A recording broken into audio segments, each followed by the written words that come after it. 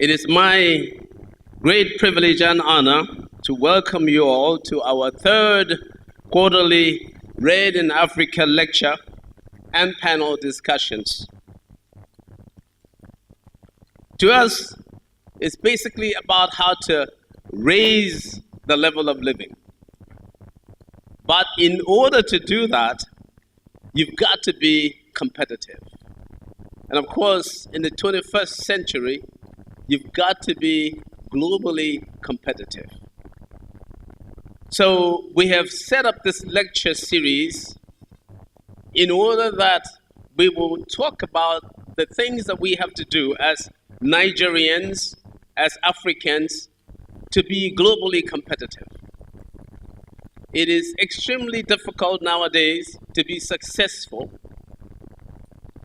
if you cannot compete and win vis-a-vis the Americans, the Europeans, Japanese, Chinese, and all these other people. And so sometimes we wind up blaming government, condemning government about what it is that they are not doing. The central bank, for example, has been in the gauntlet where people criticize it for the high exchange rates. How come the naira is so weak against the dollar? That therefore it must mean that the central bank is not doing a good job. How come we are not exporting?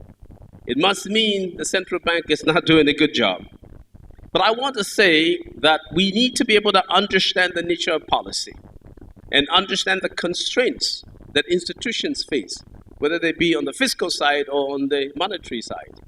On the monetary side, I think that the central bank is doing quite a good job, that they have done, in my estimation, what I did not expect that they would be able to do during this period where our exports declined from upwards of $80 billion a year to around $30 billion. In that kind of situation, and especially when we depend only on crude oil exports for our foreign exchange, I think that we have done a great job to be able to stabilize our currency the way we have stabilized it. And so today we will talk about these kinds of things as we look at issues concerning exporting, exchange rate, and economic growth. We will try to see what it is that we can do collectively as individuals to make Nigeria, to make Africa more globally competitive.